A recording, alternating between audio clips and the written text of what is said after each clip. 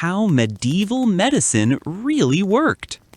Hi guys, welcome to a journey through one of history's most fascinating and misunderstood periods of medical practice. When we think about medieval medicine, images of barbaric treatments, superstitious remedies, and primitive understanding often, but the reality of how medicine truly functioned during the medieval period, roughly spanning from the 5th to the 15th centuries, reveals a complex tapestry of knowledge, tradition, innovation, and genuine attempts at healing that shaped the foundation of modern medical practice. Tonight, we're going to explore the intricate world of medieval medicine, peeling back the layers of misconception to reveal how healers, physicians, and ordinary people approached health and disease during these transformative centuries. From the sophisticated hospital systems of medieval Europe to the detailed herbal remedies passed down through generations, from the influence of ancient Greek and Roman texts to the profound impact of Islamic medical scholarship, we'll discover that medieval medicine was far more nuanced and effective than popular culture would have us believe. We'll walk through the daily life of a medieval physician, examine the tools and techniques they used, and understand the philosophical and religious frameworks that guided their practice. We'll explore how the devastating outbreaks of plague reshaped medical understanding, how monasteries became centers of healing, and how women played crucial but often overlooked roles in medieval healthcare. We'll also investigate the fascinating intersection of science and superstition, revealing how medieval practitioners balanced empirical observation with spiritual beliefs in their quest to heal the sick. This isn't just a story about primitive medical practices or quaint historical curiosities. It's the story of human ingenuity, compassion, and the relentless pursuit of healing knowledge that connects us directly to our ancestors who faced disease, injury, and death with the same determination to preserve life that drives modern medicine today. Okay, friends, before you settle in, if you enjoy this kind of deep dive content, then click the like button and don't forget to subscribe. And yes, leave a comment letting me know where you're watching from and what time it is there. Now, dim the lights and turn on the fan, and let's dive into tonight's journey together. To truly understand medieval medicine, we must first examine the intellectual foundations upon which it was built. Medieval medical knowledge didn't emerge in a vacuum. It was deeply rooted in the classical traditions of ancient Greece, Rome, and the Islamic world. The works of Hippocrates, often called the father of medicine, provided the ethical framework that guided medieval physicians. The Hippocratic Oath, with its emphasis on doing no harm and maintaining patient confidentiality, remained a cornerstone of medical practice throughout the medieval period. Equally influential was the work of Galen, the Roman physician whose anatomical and physiological theories dominated medical thinking for over 1,000 years. Galen's extensive writings, based on his dissections of animals and observations of gladiator wounds, provided medieval physicians with detailed knowledge of human anatomy and physiology. Though some of Galen's theories would later prove incorrect, his systematic approach to medical observation and documentation established important precedents for medieval medical practice. The preservation and transmission of this classical knowledge owe much to Islamic scholars who translated, preserved, and expanded upon Greek and Roman medical texts during the early medieval period. Physicians like Al-Razi, known in the West as Rhazes, and Ibn Sina, called Avicenna, made groundbreaking contributions to medical understanding.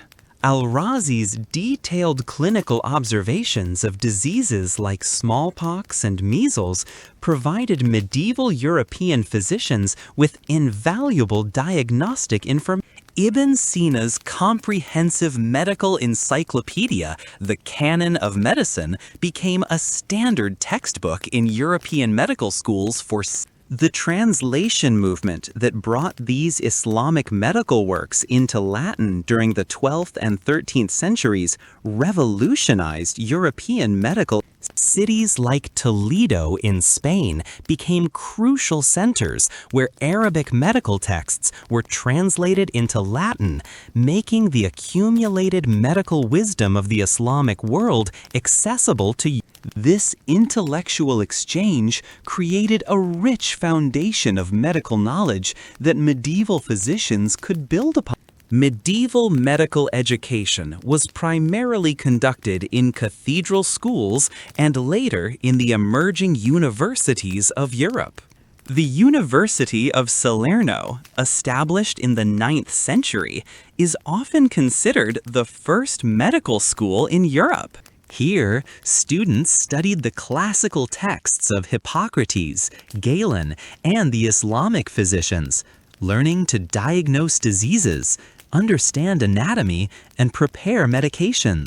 The curriculum was rigorous, typically requiring several years of study before a student could practice independently. The integration of Christian theology with classical medical knowledge created a unique medieval medical world. Medieval physicians understood disease and health within a framework that combined natural philosophy with divine. They believed that while God ultimately controlled health and disease, humans had a responsibility to use their knowledge and skills to promote. This perspective encouraged the development of medical knowledge while maintaining respect for divine authority over life. Medieval medical texts, carefully copied by hand in monastery scriptoriums, preserved and transmitted medical knowledge across generations. These manuscripts, often beautifully illuminated with detailed anatomical drawings and herbal illustrations, represented centuries of accumulated. The meticulous copying process, though time-consuming, ensured that important medical knowledge was preserved even during periods of political upheaval and social. The synthesis of various medical traditions created a rich and complex system of medieval medical.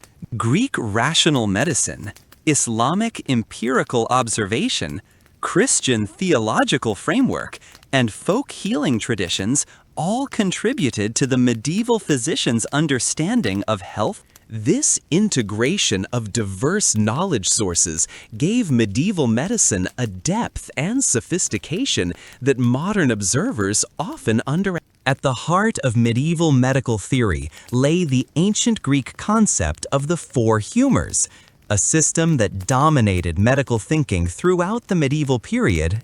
This theory, originally developed by Hippocrates and later refined by Galen, proposed that the human body contained four fundamental fluids or humors: blood, phlegm, yellow bile.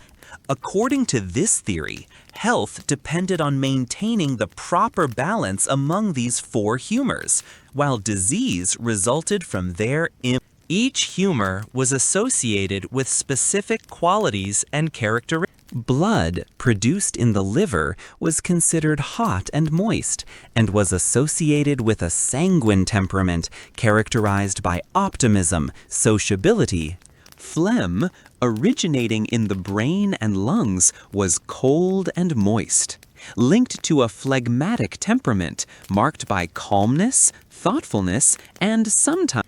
Yellow bile, produced in the liver, was hot and dry, connected to a choleric temperament characterized by ambition, irritability, and black bile, also produced in the liver, was cold and dry, associated with a melancholic temperament marked by introspection, creativity, and sometimes the four humors were also connected to the four seasons, the four elements, and the four ages of human life, creating an elaborate cosmological system that explained not only health and disease, but also personality, behavior, and spring was associated with blood and youth, summer with yellow bile and adulthood, autumn with black bile and maturity, and winter with phlegm and this comprehensive system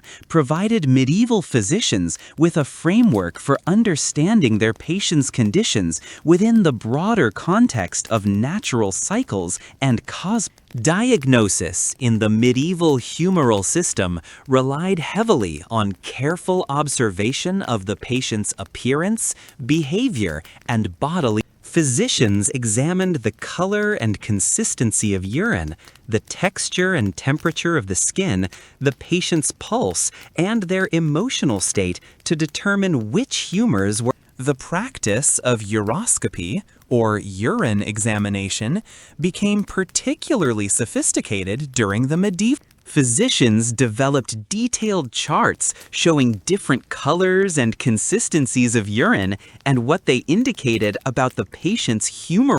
Treatment under the humoral system aimed to restore balance through various. If a patient was diagnosed with an excess of blood, making them overly sanguine, the physician might recommend bloodletting to reduce the blood's. If someone suffered from too much phlegm, causing lethargy and congestion, the treatment might include warming foods, exercise, and medications designed to dry up. Dietary recommendations played a crucial role in humoral medicine, with physicians prescribing specific foods based on their heating or cooling, drying or moistening. The doctrine of opposites, fundamental to humoral medicine, held that diseases caused by excess heat should be treated with cooling remedies, while conditions caused by excess cold required warming treatments. This principle guided the selection of medications, dietary recommendations, and lifestyle changes. For example, a fever, considered a hot condition, might be treated with cooling herbs like willow bark, or dietary changes that emphasized cold, moist. Seasonal variations in treatment reflected the humoral theory's cosmic connection. Physicians adjusted their treatments based on the time of year, understanding that different seasons naturally emphasized different humoral. Spring treatments might focus on purging winter's accumulated phlegm, while autumn therapies prepared the body for winter's cold, dry. This seasonal approach to health maintenance represented a sophisticated understanding of how environmental factors influenced human. The humoral system also provided a framework for understanding mental and emotional. Medieval physicians recognized that psychological conditions were connected to physical humoral imbalance. Melancholia, caused by excess black bile, was treated with lifestyle changes, dietary modifications, and sometimes medications designed to warm and moisten. This integration of mental and physical health represented an early form of holistic medicine that recognized the interconnection between mind. While the four humors theory was eventually superseded by more accurate understanding of human physiology, it represented a remarkable attempt to create a comprehensive system for understanding health. The theory encouraged careful observation of patients, systematic approaches to diagnosis, and individualized treatment plans based on each person's unique humoral. Many of the herbal remedies and dietary recommendations developed within the humoral framework proved genuinely effective, even if the theoretical explanations were later shown to be incorrect. Medieval hospitals represented one of the most significant and lasting contributions of the medieval period to healthcare infrastructure.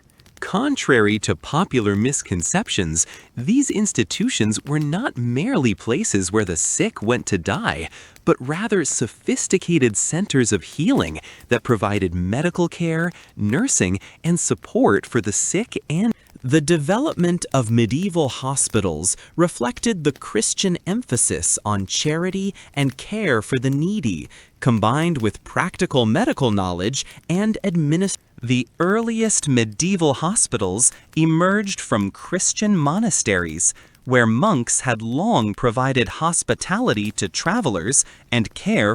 The Rule of Benedict, written in the 6th century, explicitly required monasteries to care for the sick, stating that before all things and above all things, care must be taken.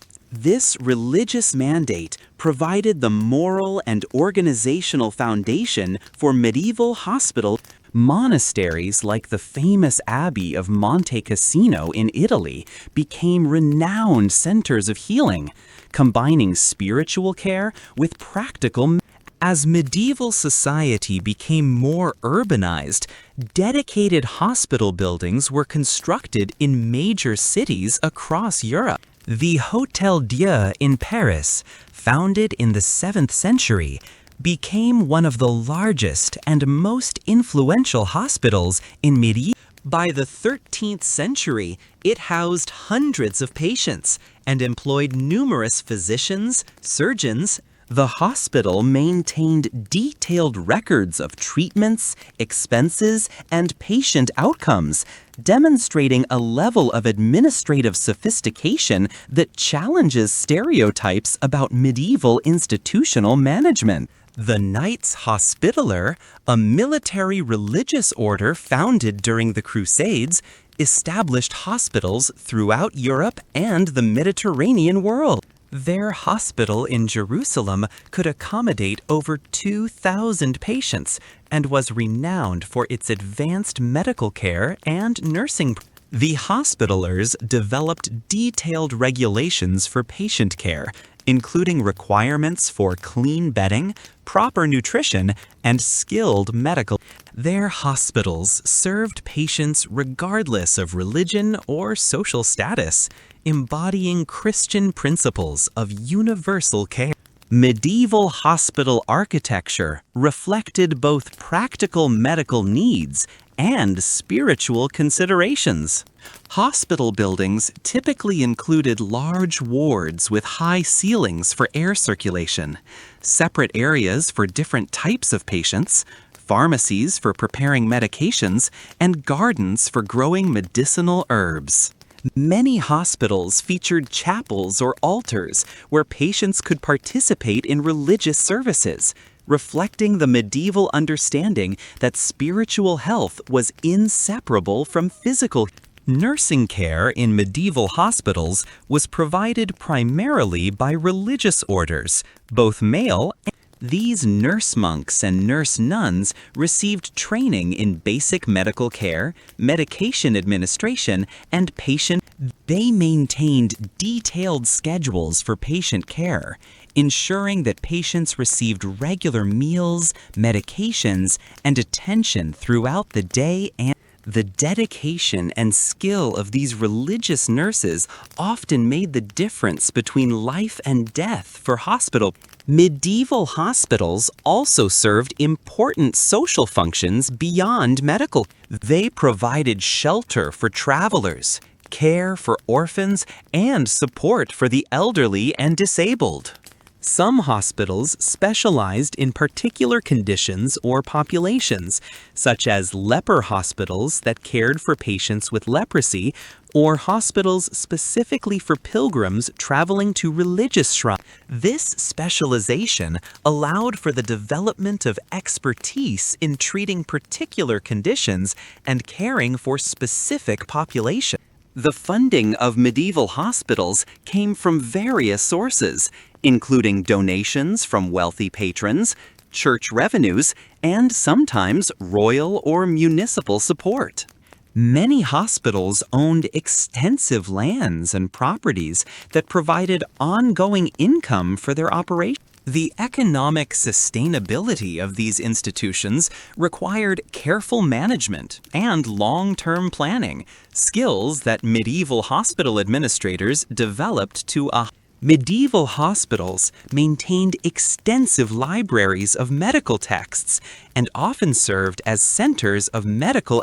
Physicians associated with major hospitals wrote treatises on medical practice, documented interesting cases, and trained the next generation of medical. This combination of practical care and intellectual activity made hospitals important contributors to the advancement of medical knowledge during the medieval period. The legacy of medieval hospitals extended far beyond the Middle Ages. The organizational structures, care practices, and ethical principles developed in medieval hospitals provided the foundation for modern hospitals. The emphasis on charitable care, professional nursing, medical record-keeping, and institutional governance that characterized the best medieval hospitals established precedents that continue to influence healthcare. The Christian Church played a central and complex role in medieval medicine,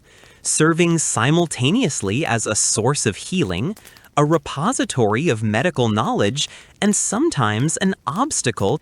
Understanding the Church's multifaceted influence is essential to grasping how medieval medicine actually functioned in daily life. The relationship between religious faith and medical practice during the medieval period was far more nuanced and collaborative than often portrayed in popular accounts.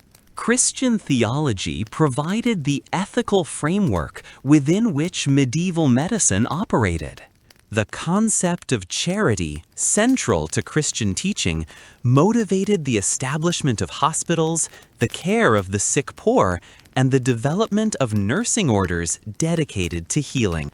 The parable of the Good Samaritan was frequently cited as a model for medical practice, emphasizing the moral obligation to care for the sick and injured regardless of their social status or ability to pay.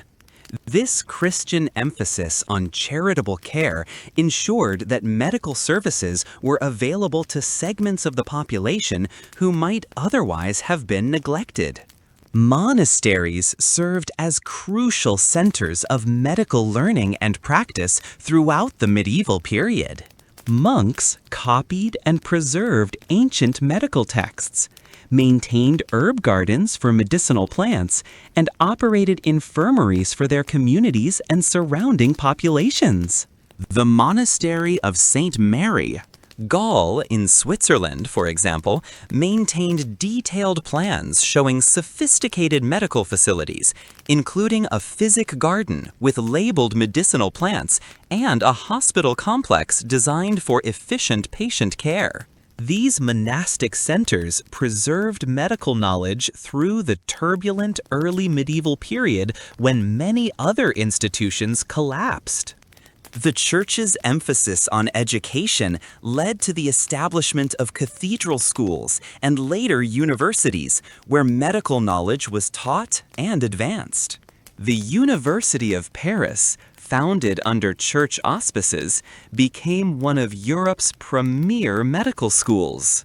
Church-sponsored institutions provided the stability and resources necessary for long-term medical education and research. The requirement that physicians take religious vows in some contexts ensured that medical practice was guided by ethical principles and spiritual considerations. However, the relationship between church doctrine and medical practice sometimes created tensions. The Church's teaching about the sanctity of the human body led to restrictions on human dissection, limiting anatomical knowledge for much of the medieval period. The belief that disease might be divine punishment for sin sometimes conflicted with purely naturalistic approaches to healing. Some church authorities were suspicious of medical practices that seemed to rely too heavily on secular knowledge rather than divine intervention. The doctrine of divine providence raised theological questions about the appropriateness of medical intervention. If God controlled health and disease, was it proper for humans to attempt to alter divine will through medical treatment? Medieval theologians and physicians engaged in sophisticated discussions about these issues, generally concluding that God had given humans the ability to heal as part of their responsibility to care for one another. This theological framework supported medical practice while maintaining respect for divine authority. Saint healing and miraculous cures held an important place in medieval medical culture. Shrines to healing saints attracted pilgrims seeking cures for various ailments, and many claimed to experience miraculous recoveries. While modern observers might dismiss these accounts as superstition, they served important psychological and social functions in medieval society. The hope and faith generated by pilgrimage often had genuine healing effects, and the social support provided by religious communities aided recovery from illness. The Church also influenced medical practice through its calendar and ritual cycle.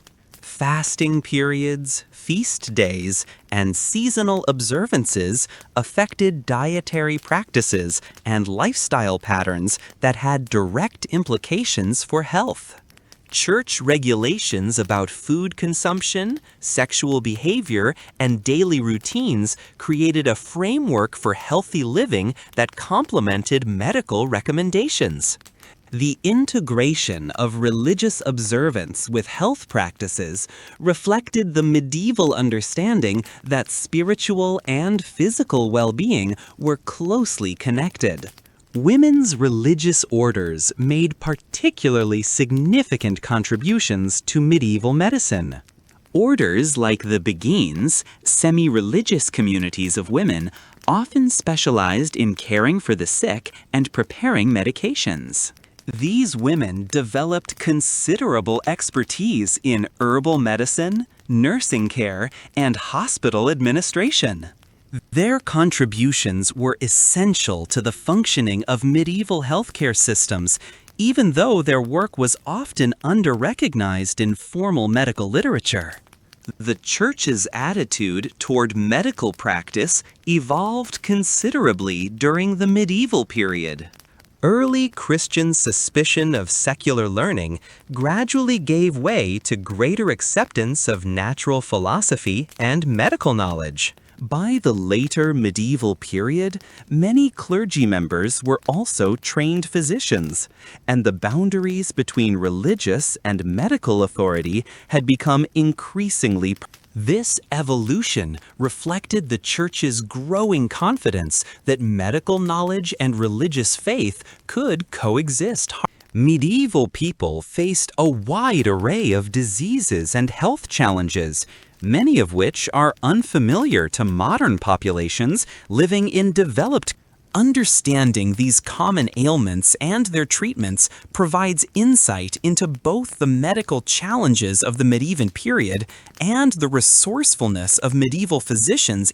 The treatments employed reveal a combination of empirical observation, traditional knowledge, and theoretical understanding that often proved more effective than contemporary accounts. Infectious diseases posed the greatest threat to medieval populations, with limited understanding of disease transmission and few effective prevent. Dysentery, caused by bacterial infections of the intestinal tract, was endemic in medieval communities due to poor sanitation and contaminated water. Medieval physicians treated dysentery with astringent herbs like oak bark and tormentil, which contained tannins that actually had antibacterial. They also recommended dietary modifications, including rice water and other binding foods that helped reduce diarrhea and prevent dehydration.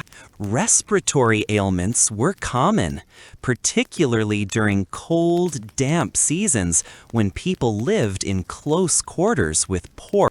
Pneumonia and bronchitis frequently proved fatal, especially among the elderly and in medieval treatments for respiratory conditions included steam inhalations with aromatic herbs, chest rubs with warming ointments, and expectorant medicines designed to help clear colt's foot and horehound, commonly used for cough treatment, contain compounds that modern research has shown to have genuine expectorate and anti-inflammatory. Tuberculosis, known in the medieval period as consumption or the wasting disease, was widely prevalent and medieval physicians recognized that the disease was somehow contagious and recommended that patients avoid crowded, poorly ventilated. Treatment focused on building up the patient's strength through nutritious diet, fresh air, and moderate exercise. While these measures couldn't cure tuberculosis, they sometimes helped patients live longer with the disease and reflected sound principles of skin diseases and infections were extremely common in an era when personal hygiene practices were limited by the scarcity of soap, clean water, and understanding of scabies, ringworm, and various bacterial skin infections plagued medieval population. Medieval physicians developed an extensive pharmacopoeia of topical treatments, including sulfur-based ointments for scabies that remain effective today. They used mercury compounds for certain skin conditions, though they didn't understand the toxic effects of mercury exposure. Malnutrition and vitamin deficiency diseases affected large segments of the medieval population, particularly during times of crop failure or economic hardship. Scurvy, caused by vitamin C deficiency, was recognized as a serious condition, though its cause was not understood. Medieval physicians noted that fresh fruits and vegetables could prevent and treat scurvy, demonstrating keen empirical observation even without understanding the underlying nutritional. Night blindness, caused by vitamin A deficiency, was treated with liver-based remedies that actually contained high concentrations of. Dental problems were widespread and often severe in the medieval period. Without refined sugar, tooth decay was less common than in later periods, but dental abscesses, gum disease, and tooth loss from wear were frequent. Medieval dental treatments included tooth extraction, abscess drainage, and various remedies for tooth.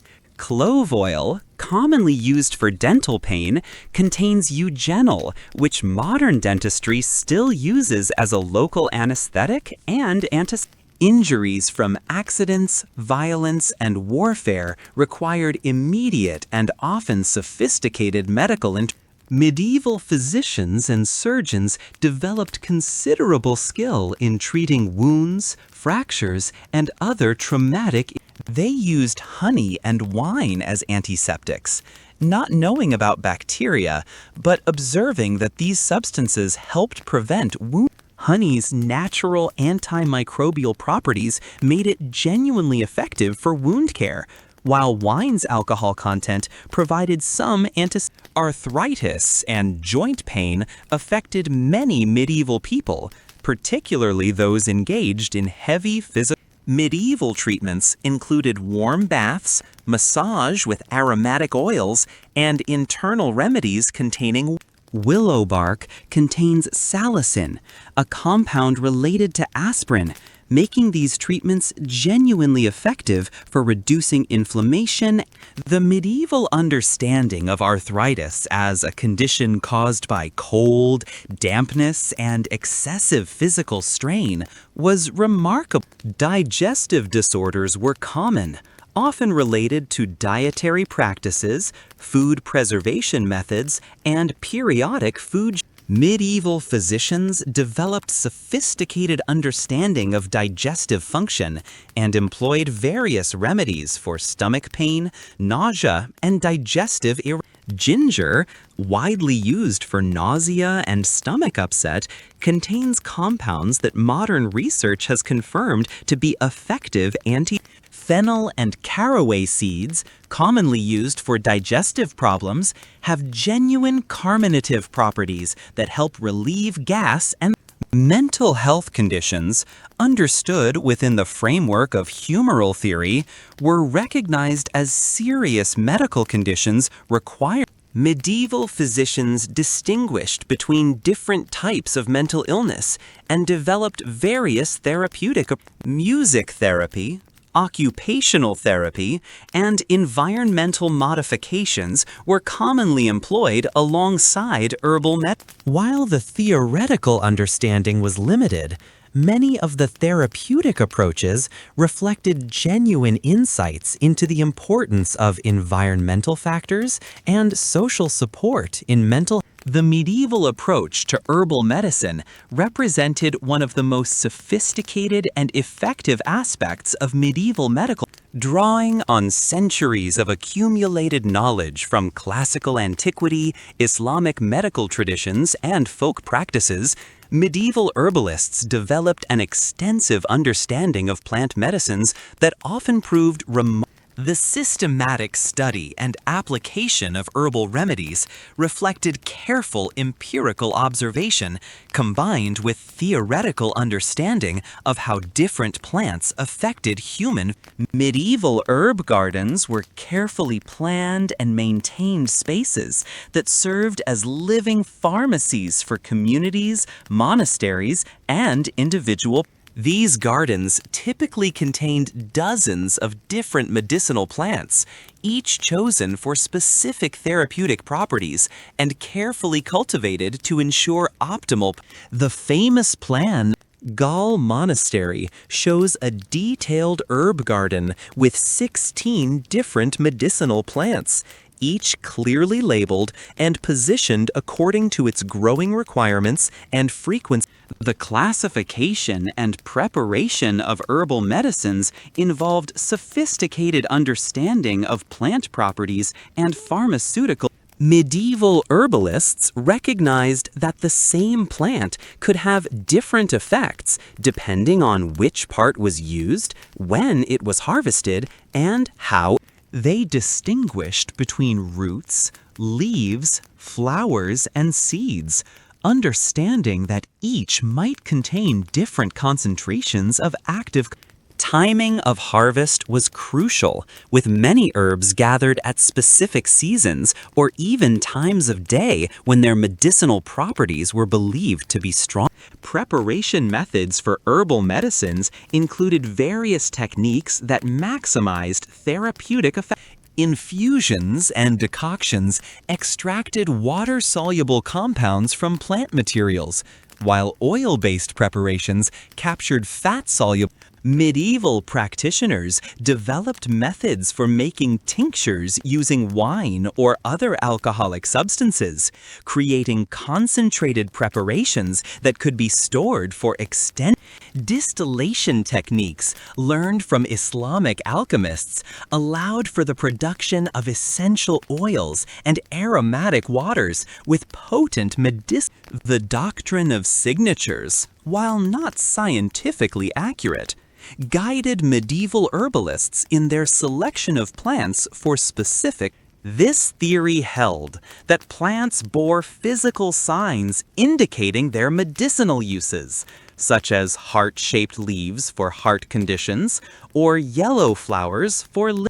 While the theoretical basis was flawed, the doctrine often led herbalists to discover genuinely effective remedies through systematic experimentation with plants that showed particular.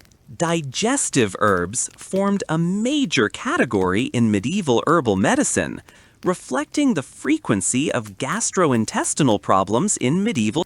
Chamomile was widely used for stomach upset and digestive disorders, and modern research has confirmed its anti-inflammatory and antispasmodic properties. Peppermint and other members of the mint family were employed for digestive problems, nausea, and abdominal pain. These plants contain volatile oils with genuine therapeutic effects on the digestive system, validating their traditional use. Respiratory remedies constituted another important category of medieval herbal. Thyme and sage were commonly used for coughs, sore throats, and respiratory. Both plants contain antimicrobial compounds that can help fight respiratory infections, while their expectorant properties assist in clearing congestion. Elderflower and elderberry preparations were used for colds and respiratory ailments, and modern studies have shown that elderberry extracts have antiviral properties effective against influenza viruses. Pain relief and anti-inflammatory herbs were essential components of medieval medical practice. Willow bark, containing salicin related to aspirin, was widely used for headaches, fever, and joint pain. Meadowsweet, another source of salicylates, was employed for similar conditions and was particularly valued for its pleasant taste and these plants provided genuine relief from pain and inflammation, making them invaluable tools for medieval physicians treating patients with arthritis, injuries, and other pain. Herbs for women's health represented a specialized area of medieval herbal medicine, with many plants specifically employed for menstrual disorders, childbirth, and other gynecological. Raspberry leaf was used during pregnancy and childbirth, and modern research has shown that it contains compounds that can strengthen uterine muscles and facilitate labor. Chaste tree berryberry was employed for menstrual irregularities and has been shown to have hormone-regulating properties that can indeed affect menstrual cycles. Sedative and nervine herbs addressed mental health and sleep disorders, conditions well recognized in medieval medicine.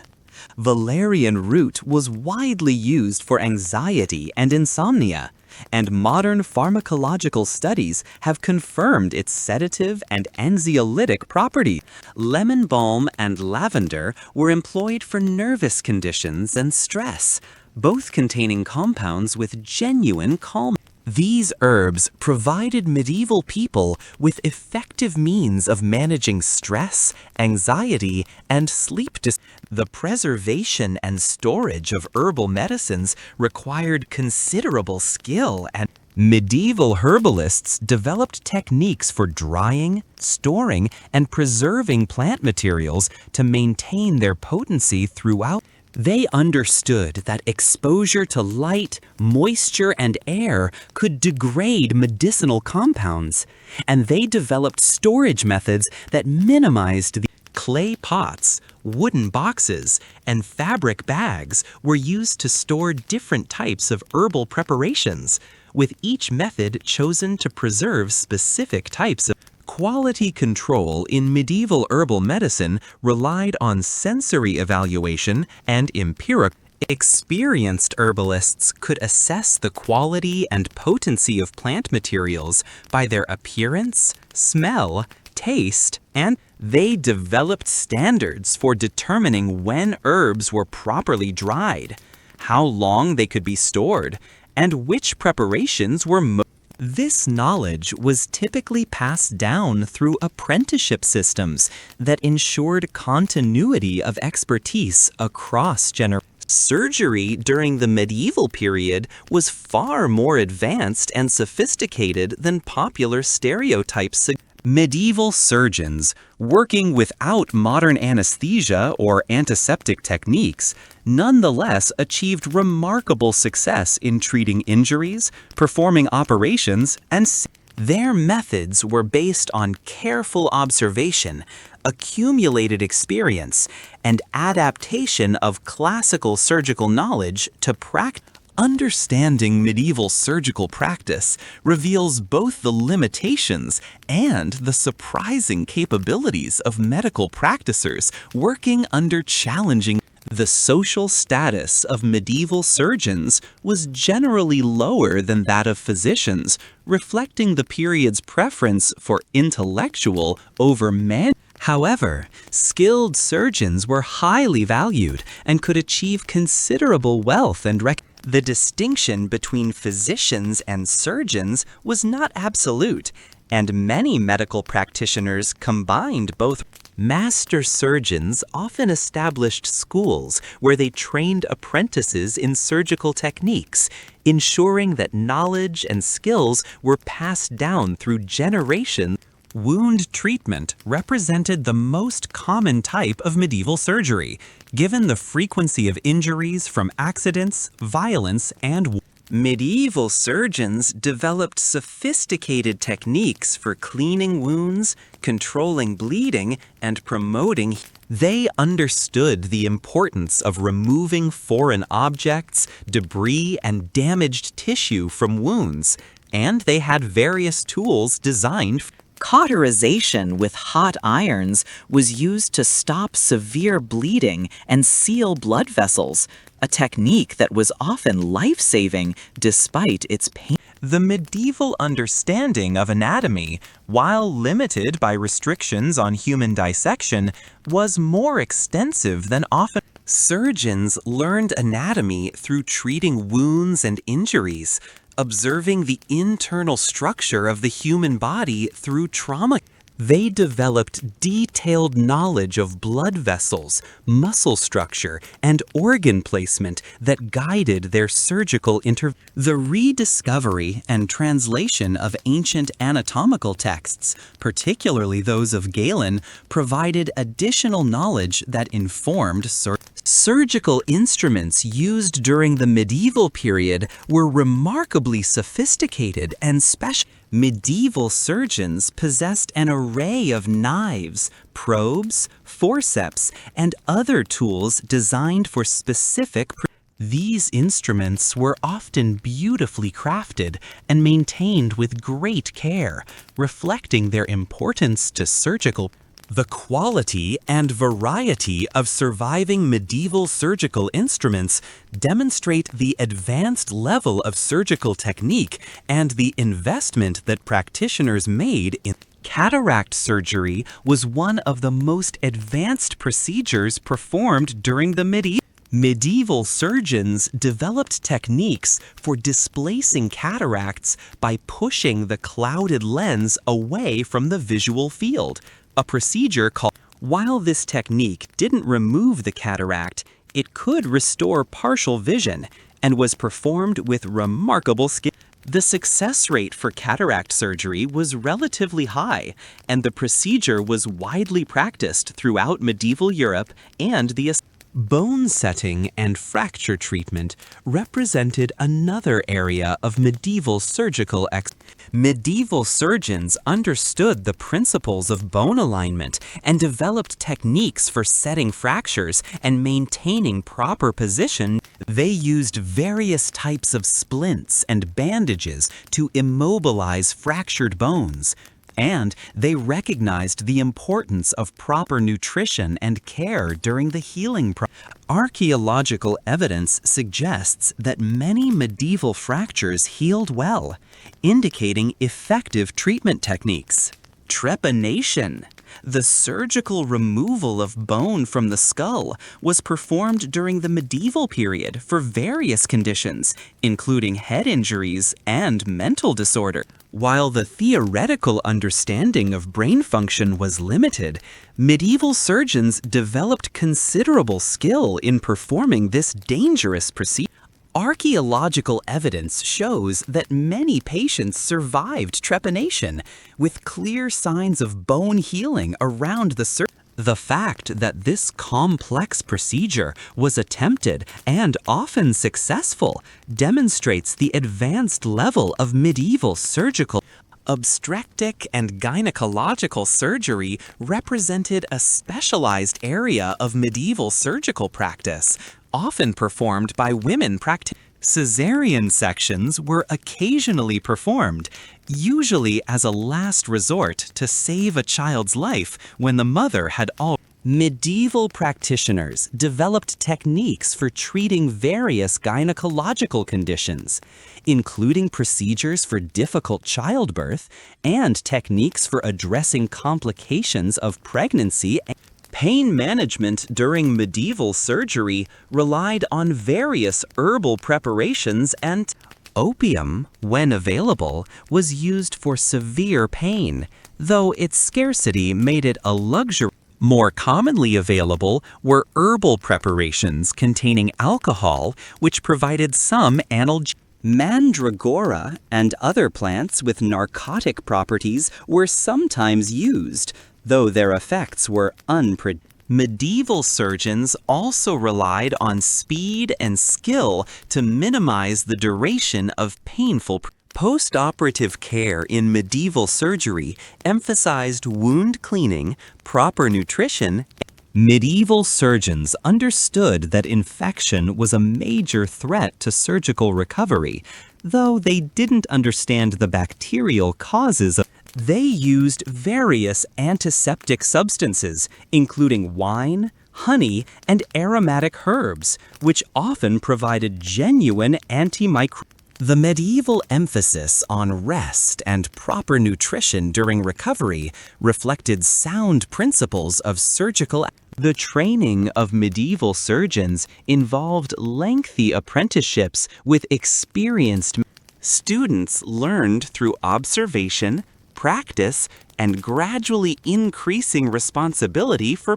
They studied anatomical texts, learned to prepare medications, and developed the manual skills necessary for surgical procedures. The apprenticeship system ensured that surgical knowledge and techniques were preserved and transmitted across generations, maintaining continuity of expertise despite the lack of formal medical schools in many regions. Medieval surgical techniques often showed remarkable innovation and adaptability.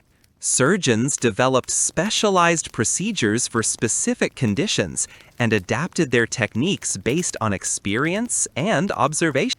They created new instruments when existing ones proved inadequate, and modified classical procedures to suit contemporary conditions. This innovation and flexibility demonstrate that medieval surgery was not merely a static application of ancient knowledge, but a dynamic and evolving field of medicine. No event had a more profound impact on medieval medicine than the devastating outbreak of bubonic plague known as the Black Death, which swept through Europe, Asia, and North Africa during the This pandemic fundamentally challenged existing medical understanding, reshaped social attitudes toward disease and death, and ultimately contributed to significant changes in medical practice. And the plague's impact extended far beyond immediate mortality,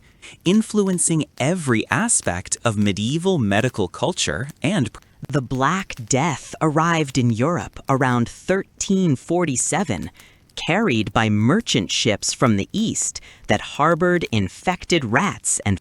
The disease spread with terrifying speed through trade routes and urban centers, reaching virtually every corner of Europe within a few years. Medieval physicians had never encountered anything like this plague, which killed its victims within days and seemed to defy all convention.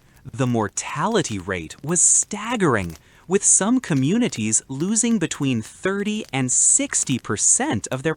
Medieval medical theory struggled to explain the plague within existing frameworks of understanding. Physicians initially attributed the outbreak to various causes consistent with humoral theory, including corrupt air, unfavorable astrological conjunctions, and divine punishment for humans. The concept of miasma, or poisonous air, became particularly important in plague. Physicians believed that the disease spread through corrupted air and recommended various measures to purify the atmosphere, including burning aromatic herbs and avoiding swampy or The symptoms of bubonic plague were unlike anything described in classical medical texts, forcing medieval physicians to develop new diagnostic categories and treatment approaches. They observed the characteristic swollen lymph nodes called buboes, the high fever and delirium, and the dark hemorrhagic spots that appeared on victims' skin.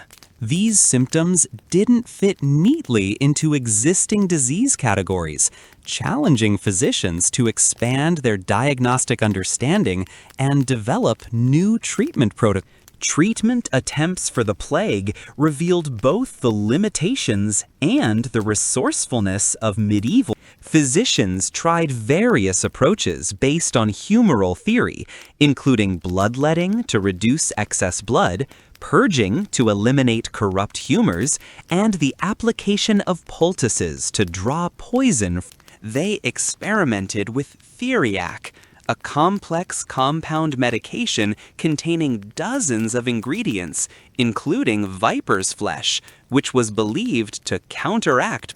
While these treatments were ultimately ineffective against plague bacteria, they represented serious attempts to apply existing medical knowledge to an unprecedented challenge.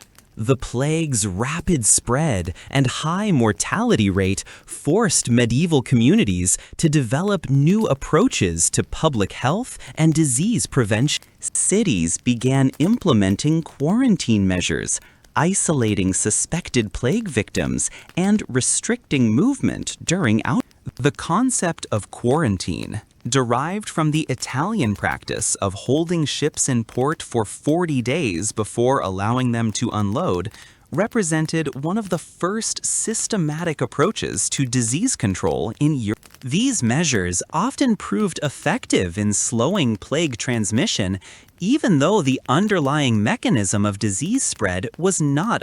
Plague doctors, with their distinctive beaked masks filled with aromatic herbs, became iconic figures of medieval plague. These physicians, often hired by cities to treat plague victims, developed specialized protective clothing based on the belief that plague spread through The long leather robes, gloves, and beak-like masks were designed to prevent the inhalation of poisonous.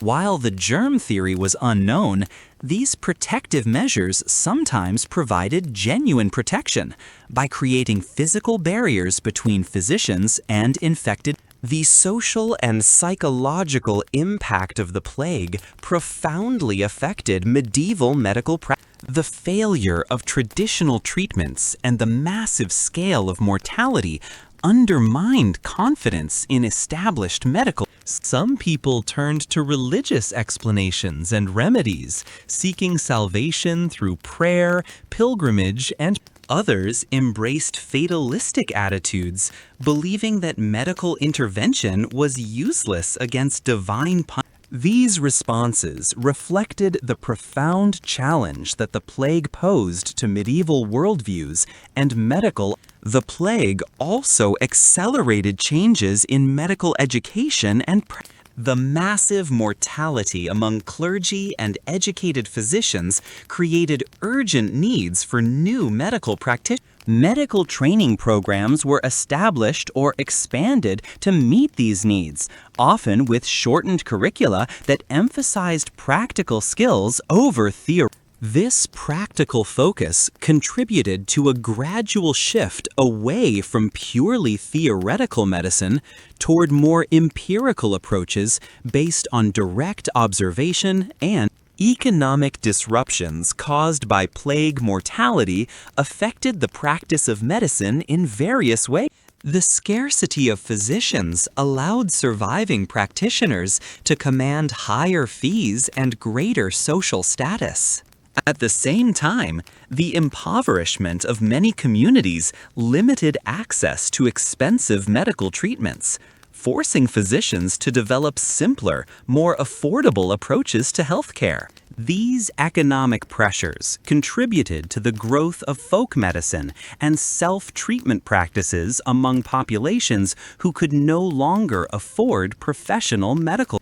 The plague's impact on women's roles in medicine was particularly significant. The massive mortality among male physicians and clergy created opportunities for women to assume greater responsibilities in healthcare.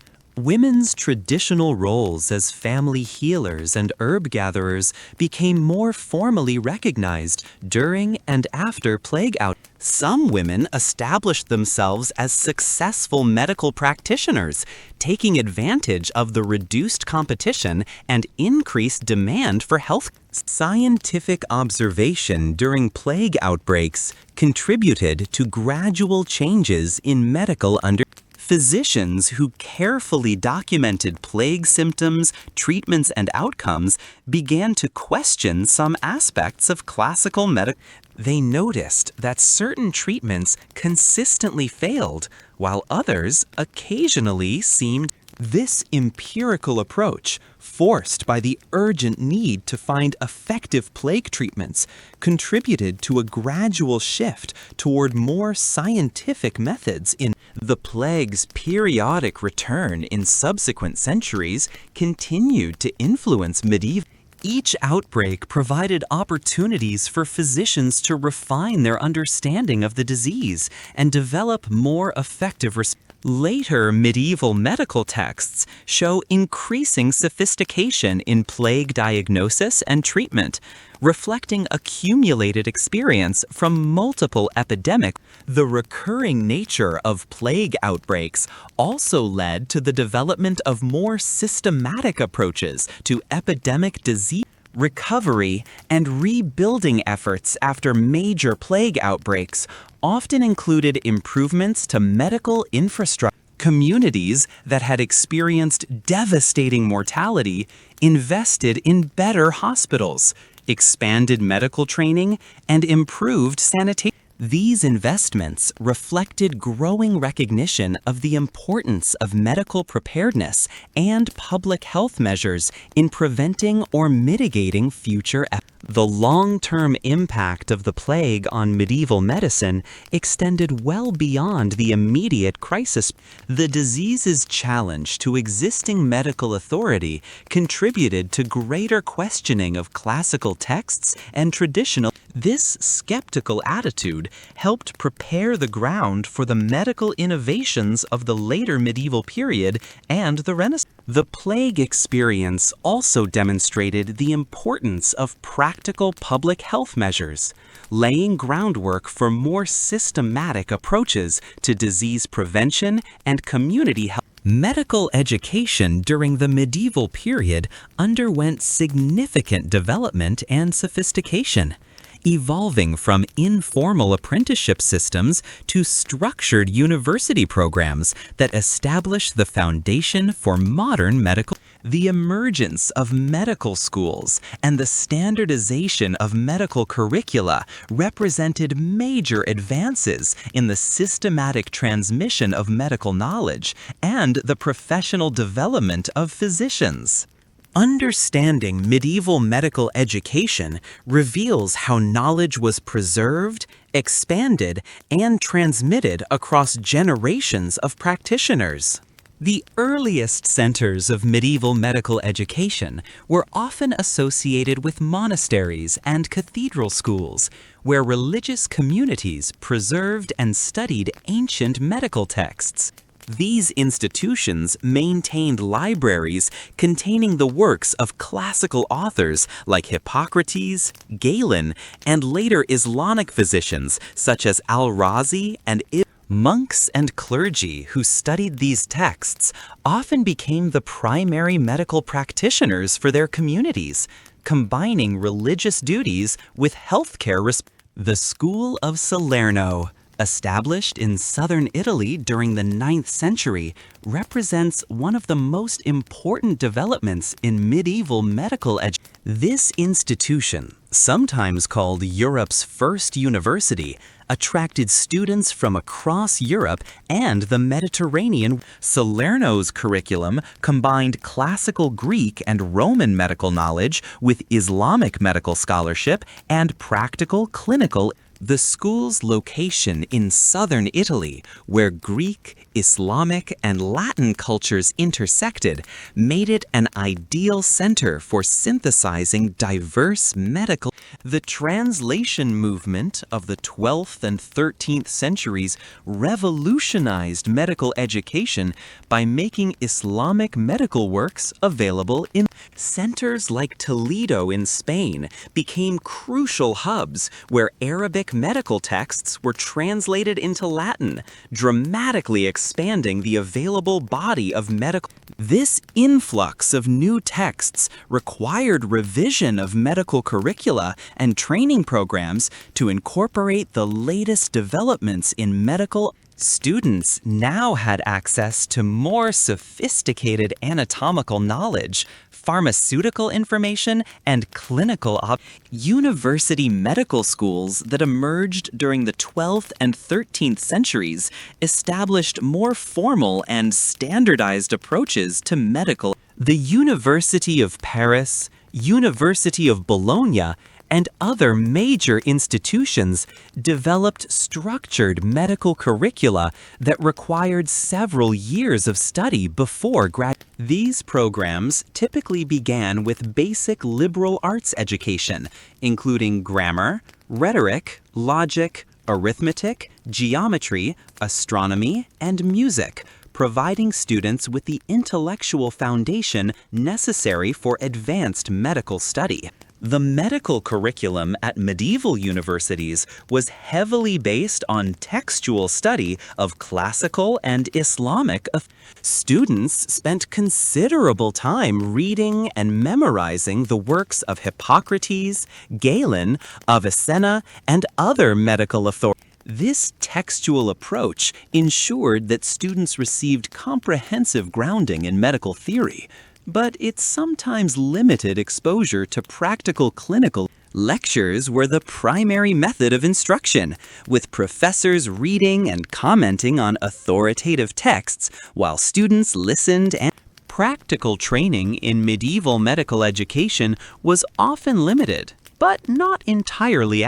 Students at some institutions had opportunities to observe patients in attached hospitals or to accompany practicing physicians on their. The University of Montpellier in France was particularly notable for its emphasis on clinical observation and practical experience. Students there were required to spend time in hospitals and to participate in the care of actual patients under the supervision of experienced physicians. The study of anatomy presented particular challenges in medieval medical education due to religious and cultural restrictions on human diet. Most anatomical instruction was based on the texts of Galen, whose knowledge came primarily from animal. When human dissection was permitted, it was typically limited to 1 or 2 public demonstrations per year, with students observing while a professor read from anatomical. These limitations meant that medical students often graduated with incomplete or inaccurate understanding of human. Pharmaceutical education formed an important component of medieval medicine. Students learned to identify medicinal plants, understand their properties, and prepare various types of This training often included practical work in hospital pharmacies or with apothecaries, where students learned the complex art of drug. They studied the properties of minerals, plants, and animal products used in medicine, learning to create the compound medications that were central to medieval therapy. The examination and licensing process for medieval physicians varied by location, but generally involved both written and oral testing. Candidates were required to demonstrate knowledge of medical theory, ability to diagnose diseases, and understanding of therapeutic principles. Some examinations included practical components where candidates had to diagnose patients or prepare medical. Successful completion of these examinations granted the right to practice medicine, often within specific geographic regions or under particular. Medical licensing and guild systems that developed during the later medieval period helped standardize medical training and practice. These organizations established minimum requirements for medical education, regulated the quality of medical practice, and provided continuing education opportunities for practicing physicians. Guild membership often required completion of approved training programs and demonstration of professional competence, helping to maintain standards of medical. The cost of medical education was substantial, limiting access to wealthy families or those sponsored by religious institutions. Students needed to pay for tuition, books, room and board, and other expenses associated with several years. This economic barrier meant that medieval physicians typically came from privileged backgrounds and often viewed medicine as a path to social advancement and financial. Women's access to formal medical education was severely limited during most of the medieval. Universities typically excluded women from their programs, forcing women who wanted to practice medicine to learn through informal apprenticeships or family. However, some women managed to acquire extensive medical knowledge and establish successful practices despite these education. Their exclusion from formal training programs represents one of the significant limitations of medieval medical education. The international character of medieval medical education facilitated the spread of medical knowledge across Europe and beyond. Students traveled considerable distances to study at renowned medical schools, creating networks of educated physicians who shared common knowledge and This mobility of students and teachers helped standardize medical practice across different regions and contributed to the gradual development of more uniform medical. Despite various limitations, medieval medical education succeeded in preserving and transmitting medical knowledge through centuries of political and social. The institutional structures developed during the medieval period, including universities, licensing systems, and professional organizations, provided the foundation for continued advancement in medicine. The emphasis on textual authority, while sometimes limiting innovation, ensured that valuable medical knowledge was preserved and passed on to future generations. The role of women in medieval medicine was far more significant and diverse than traditional historical accounts have acknowledged. Despite facing substantial legal, social, and educational barriers, women contributed extensively to medieval healthcare as healers, midwives, herbalists, nurses, and even physicians. Their participation in medical practice reflected both the practical needs of medieval society and the persistence of women in claiming space within the healing arts, despite institutions. Women's traditional roles as family caregivers provided the foundation for their broader participation in medieval. In an era when most healthcare took place within the household, women were typically responsible for treating family members' illnesses, injuries. This domestic medical practice required extensive knowledge of herbal remedies, diagnostic techniques, and therapeutic. Many women developed considerable expertise through this family-based healthcare work, becoming recognized healers within their.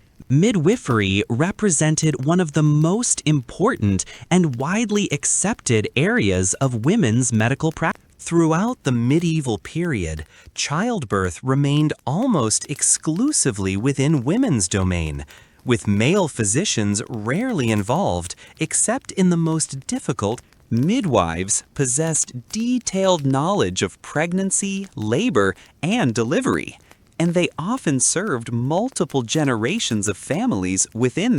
Their expertise extended beyond childbirth to include gynecological care, contraceptive advice, and treatment of reproductive health. The training of medieval midwives typically occurred through apprenticeship systems, where experienced practitioners taught younger women the skills and knowledge necessary for. These informal educational networks preserved and transmitted specialized knowledge about women's health that was often excluded from formal medical. Midwives developed sophisticated understanding of fetal position, labor complications, and techniques for managing difficult delivery. Their knowledge was purely empirical, based on direct experience rather than theoretical. Religious communities provided important opportunities for women to engage in medical practice. Convents often maintained infirmaries where nuns cared for sick members of their communities and sometimes treated patients from surrounding. These religious women could pursue medical knowledge and practice without the social restrictions that limited secular women's. Some convents became renowned centers of healing, attracting patients from considerable distance. The begins, semi-religious communities of women that emerged during the later medieval period were particularly notable for their medical. These women, who lived in religious communities without taking formal vows, often specialized in caring for the sick, preparing medications, and operating. Their intermediate status between secular and religious life allowed them greater freedom to pursue medical practice while maintaining social respect. Begin communities established hospitals and medical facilities in many European cities. Herbal medicine provided another important avenue for women's participation in medieval health. Women's traditional responsibility for household gardening and food preparation gave them extensive knowledge of plants and their properties. Many women became recognized experts in medicinal herbs, developing reputations as skilled healers who could treat various conditions with plant-based remedies. This expertise was often passed down through family lines, creating dynasties of women healers. Some women achieved recognition as physicians despite the formal barriers to medical education. And Dame Trot, a legendary English woman physician, was said to possess extraordinary healing abilities and extensive medical. While her historical existence is uncertain, her legend reflects the reality that some women did achieve recognition as accomplished medical practitioners. Historical records document various women who practiced medicine successfully, often serving wealthy patrons or royal. The economic aspects of women's medical practice varied considerably depending on social status and type. Poor women might provide basic healing services for small payments or in exchange for goods, and wealthy women sometimes established themselves as successful medical practitioners serving elite clientele. The lack of formal credentials could be a disadvantage in competing with university-trained male physicians, but practical expertise and successful treatment outcomes often overcame these limitations. Legal restrictions on women's medical practice became more severe during the later medieval period as medical licensing systems developed. Many jurisdictions explicitly prohibited women from practicing medicine or restricted their activities to specific areas like.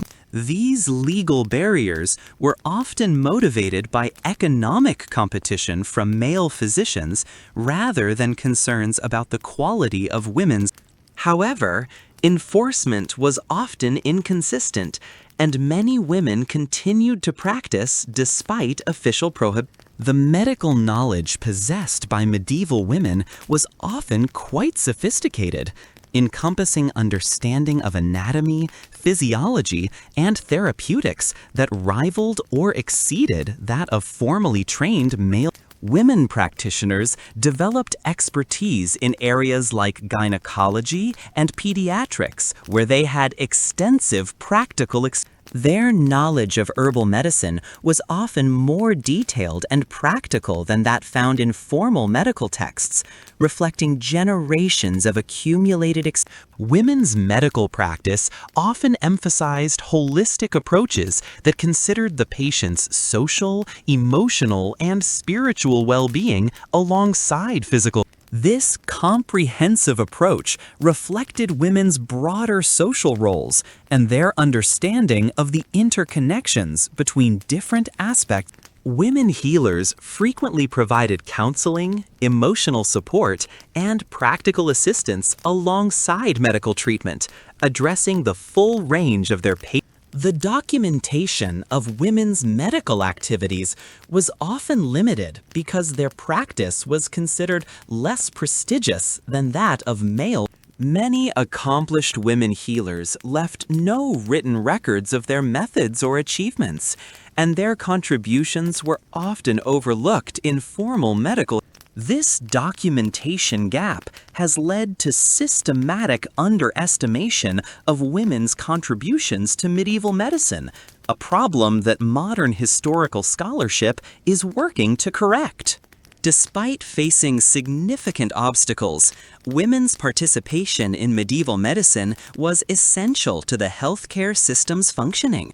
Their contributions in midwifery, herbal medicine, nursing, and general healing practice provided healthcare services to large segments of the population who might otherwise have had limited access to medical care. The knowledge and skills developed by women practitioners contributed significantly to the overall body of medieval medical expertise, even when their contributions were not formally recognized. The daily life and health practices of medieval people reveal a complex picture of how medical knowledge was integrated into everyday routines and communities. Medieval concepts of health and wellness extended far beyond the treatment of disease to encompass lifestyle choices, dietary habits, seasonal adjustments, and community practices designed to maintain well-being and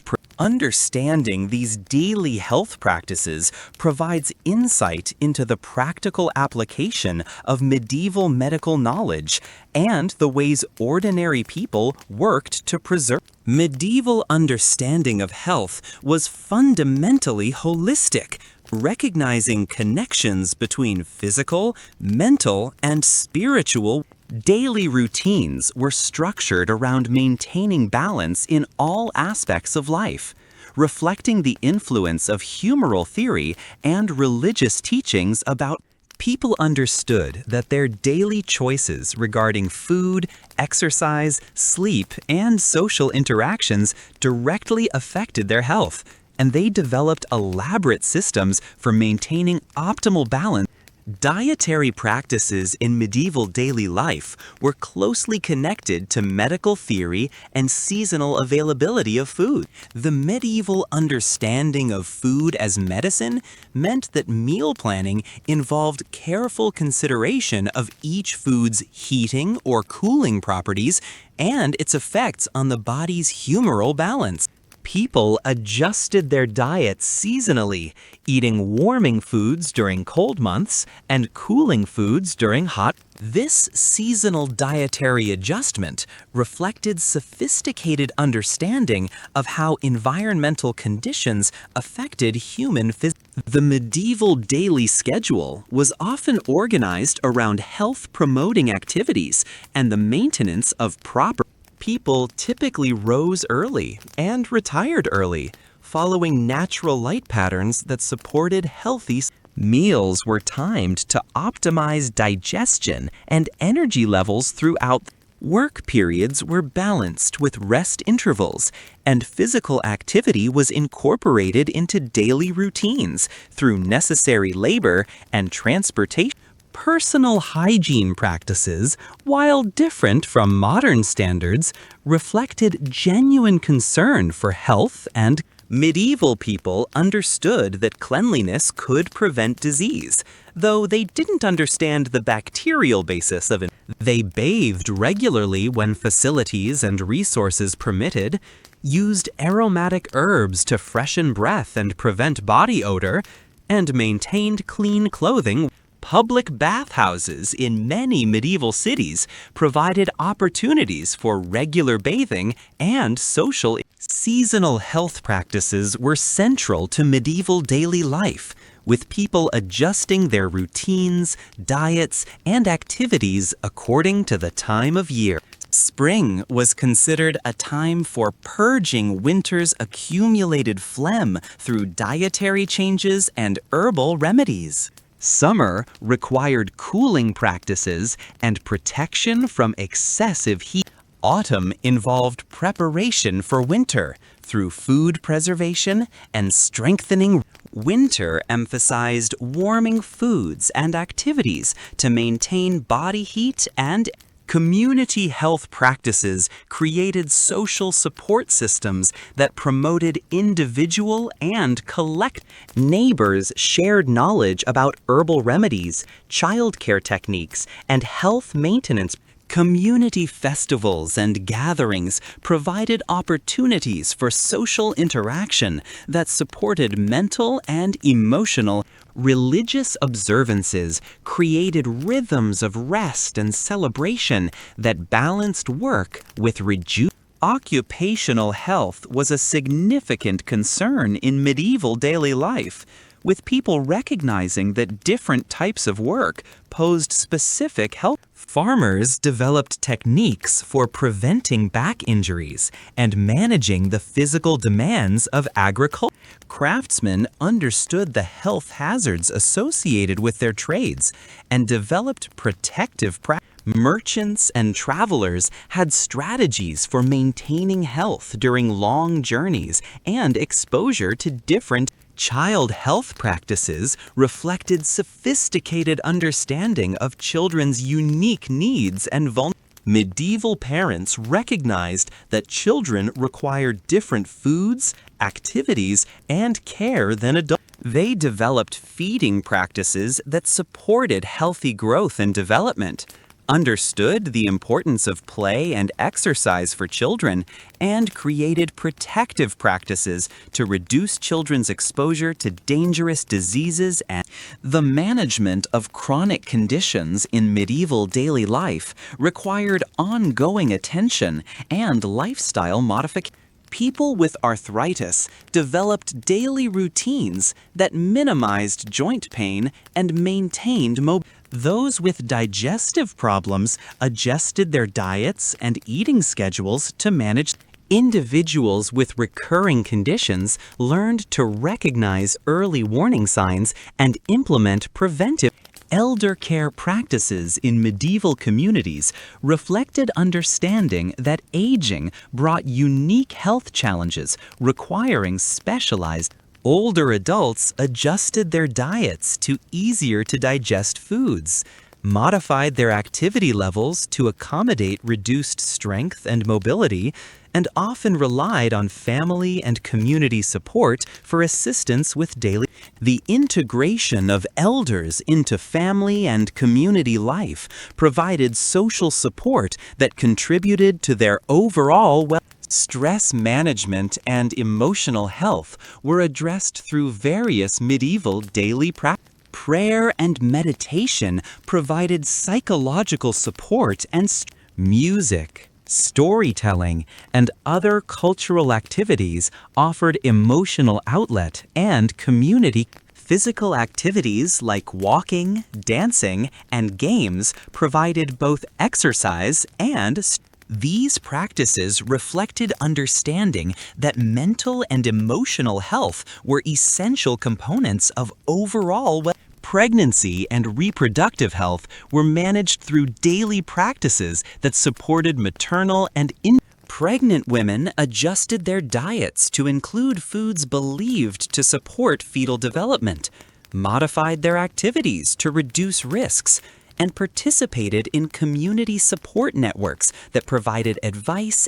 Postpartum care involved specific dietary and lifestyle practices designed to support recovery and successful. The integration of medical knowledge into medieval daily life created comprehensive systems for health maintenance that addressed prevention as well. People developed personal routines that incorporated medical principles into their everyday activities, creating lifestyles that supported long-term health. These daily health practices reflected the successful application of medieval medical knowledge to practical life situations, demonstrating the sophisticated understanding that medieval people had developed about maintaining health through life. The relationship between superstition and science in medieval medicine was complex and nuanced, reflecting the period's intellectual framework that sought to understand natural phenomena within spiritual and philosophical. Rather than representing simple ignorance or primitive thinking, medieval medical beliefs that modern observers might label as superstitious often reflected serious attempts to explain and control health and disease using the best available knowledge and theory. Understanding this relationship requires careful examination of how medieval people integrated empirical observation with spiritual beliefs and traditional knowledge.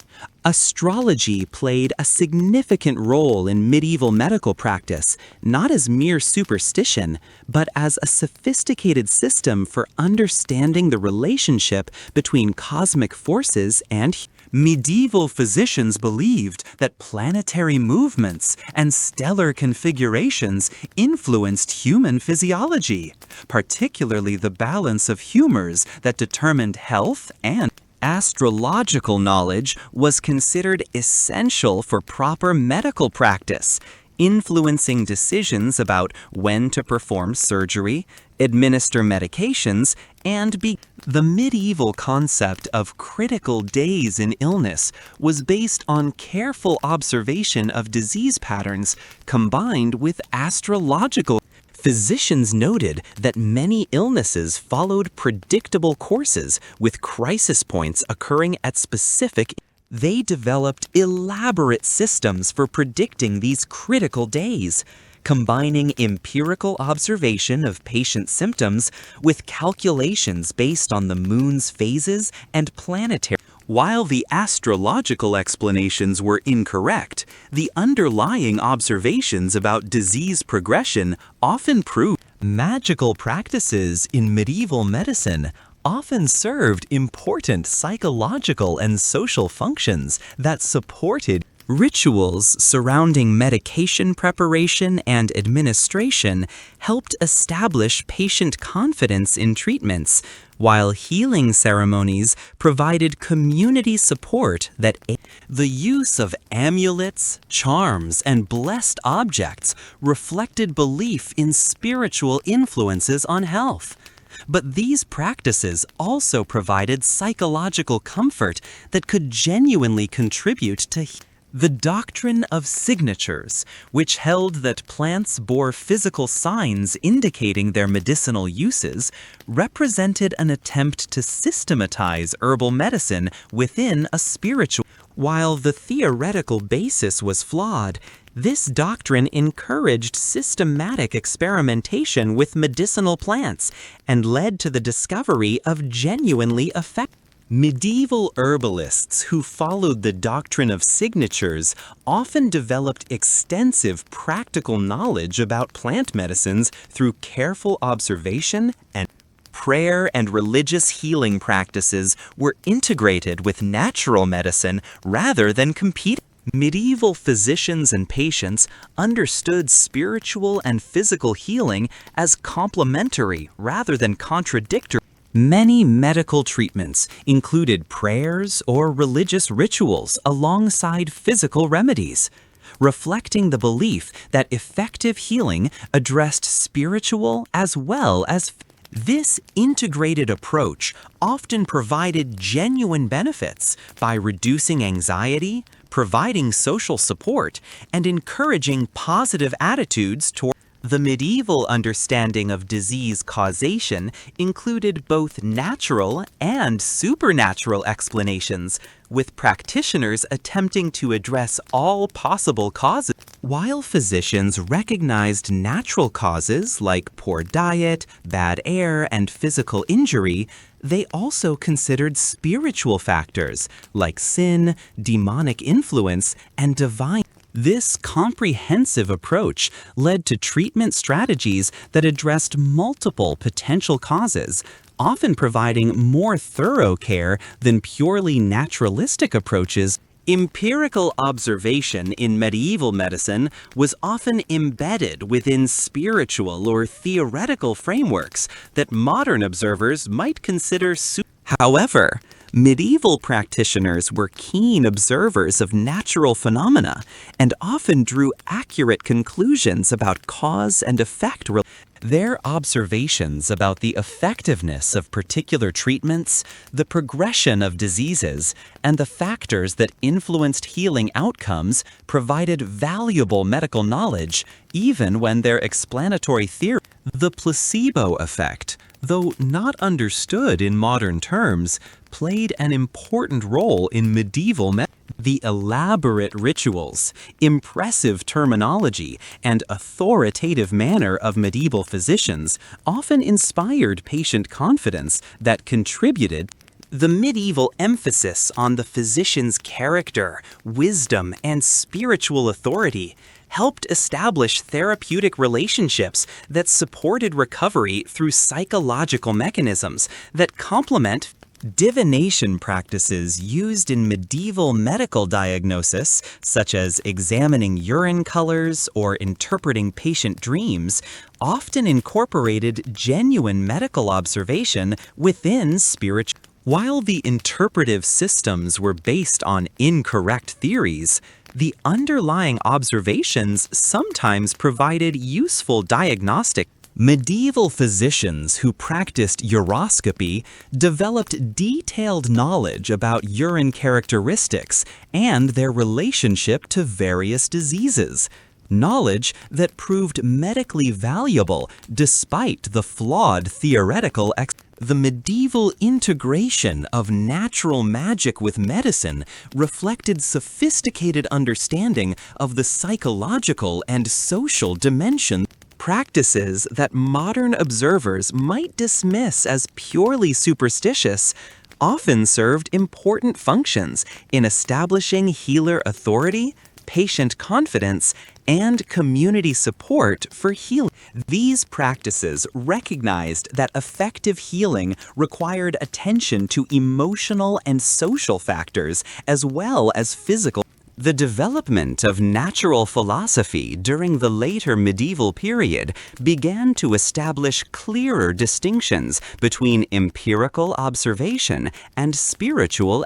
Scholars like Albertus Magnus and Roger Bacon advocated for more systematic approaches to natural investigation while maintaining respect for spirit. This intellectual development laid groundwork for the gradual separation of scientific and religious explanations that would characterize the medieval approach to medical experimentation often occurred within frameworks that modern observers might consider However, medieval practitioners conducted genuine experiments with different treatments, carefully observed outcomes, and modified their approaches based on.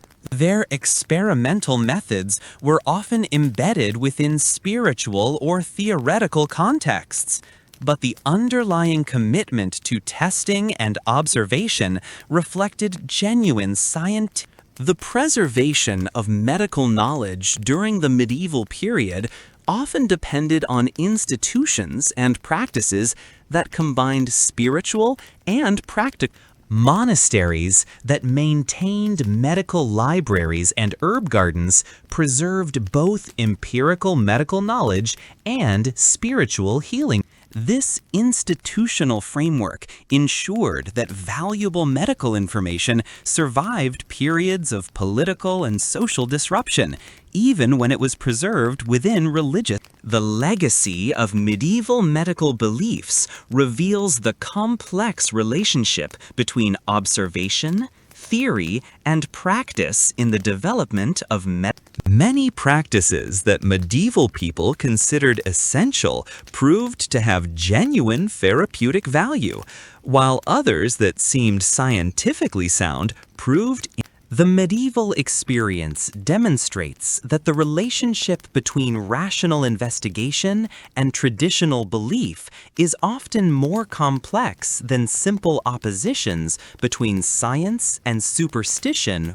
The transition from medieval to Renaissance medicine represented a gradual transformation rather than a sudden break, with many medieval practices and theories continuing to influence medical thought well into the early. However, certain developments during the 14th and 15th centuries began to reshape medical understanding in ways that would eventually lead to more systematic scientific approaches to health.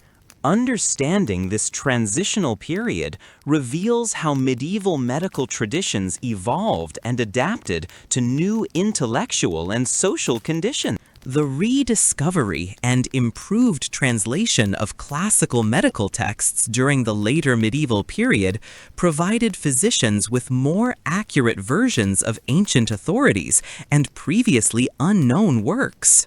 Better translations of Galen's anatomical writings revealed discrepancies with existing knowledge and encouraged more careful anatomical investigation.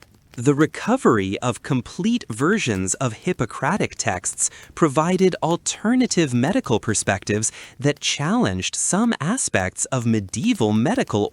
Humanist scholars of the early Renaissance brought new critical approaches to medical texts, questioning the accuracy of medieval translations and interpretations. They applied linguistic and textual analysis to medical manuscripts, identifying errors and corruptions that had accumulated over centuries of copying. This philological work improved the quality of medical knowledge while encouraging more critical attitudes toward received authority. The development of printing technology during the 15th century revolutionized the transmission of medical knowledge, making medical texts more widely available and standardizing their content. Printed medical books reduced the copying errors that had plagued manuscript traditions and allowed for more consistent dissemination of medical information. The increased availability of medical texts encouraged broader medical education and facilitated rapid communication of new medical discoveries. University reforms during the Renaissance period began to emphasize direct observation and practical experience alongside traditional text. Medical schools gradually increased their requirements for anatomical dissection and clinical observation, providing students with opportunities to verify theoretical knowledge through direct examination. These curricular changes reflected growing recognition that empirical observation was essential for accurate medical understanding. The artistic and scientific work of figures like Leonardo da Vinci exemplified the Renaissance integration of careful observation with artistic representation. Leonardo's anatomical drawings, based on extensive human dissection, provided more accurate representations of human anatomy than previous medieval. His combination of artistic skill with scientific observation established new standards for medical illustration and anatomical understanding. Andreas Vesalius and other Renaissance anatomists began systematic programs of human dissection that corrected many errors in medieval anatomy. Vesalius's De Humani Corporis Fabrica, published in 1543, provided detailed and accurate anatomical illustrations based on direct observation of. This work challenged many of Galen's anatomical descriptions and established more empirical approaches to anatomical investigation. The Protestant Reformation's emphasis on individual interpretation of religious texts encouraged similar critical approaches to medical authorities. Physicians began questioning the absolute authority of classical medical texts and relying more heavily on their own observations and experiences. This intellectual shift supported more innovative and experimental approaches to medical practice. The expansion of European trade and exploration during the Renaissance brought new medical knowledge from other cultures, including information about diseases, treatments, and medicinal plants previously unknown. Contact with Islamic, Asian, and American medical traditions provided European physicians with new therapeutic options and different perspectives on health and disease. This cultural exchange enriched European medical knowledge while challenging some traditional assumptions. The development of new technologies, including improved surgical instruments and optical devices, enhanced physicians' ability to observe and treat.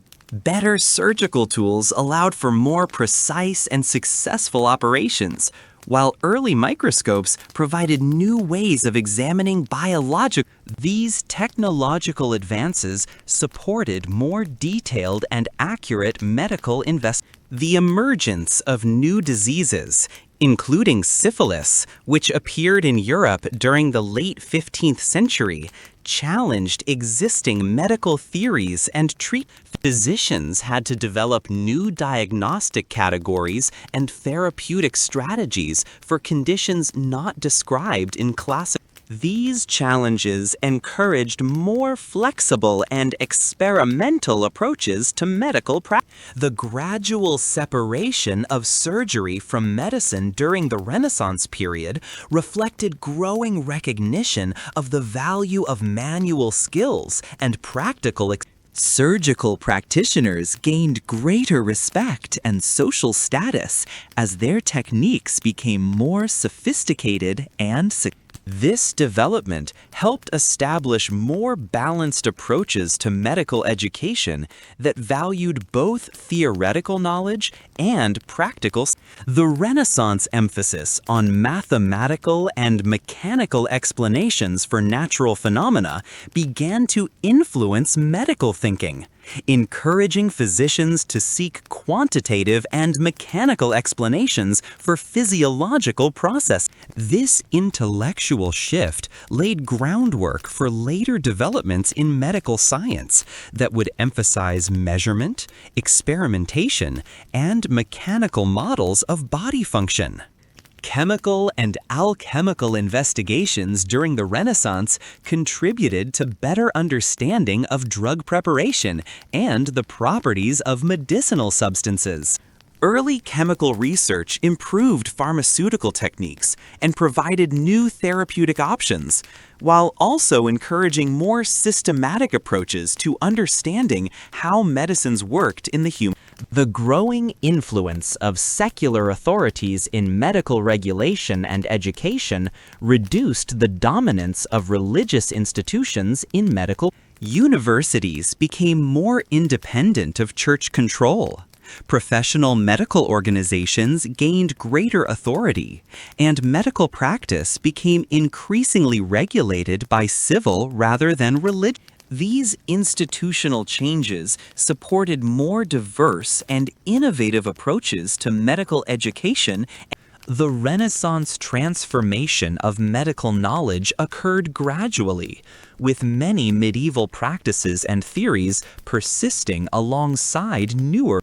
However, the period's emphasis on direct observation, critical thinking, and systematic investigation established intellectual foundations that would support continued medical. The transition from medieval to Renaissance medicine demonstrates how medical knowledge evolves through the accumulation of new observations, the criticism of existing theories, and the integration of diverse sources. The legacy of medieval medicine in modern healthcare is both profound and often under-recognized, with many fundamental concepts, practices, and institutional structures tracing their origins to medieval innovations. Rather than representing merely a primitive precursor to modern medicine, medieval medical practice established foundations that continue to influence contemporary healthcare delivery, medical education, and therapy. Understanding this legacy reveals the continuities between medieval and modern medicine while highlighting the enduring value of certain medieval medical. The modern hospital system owes its fundamental organizational structure to medieval hospital.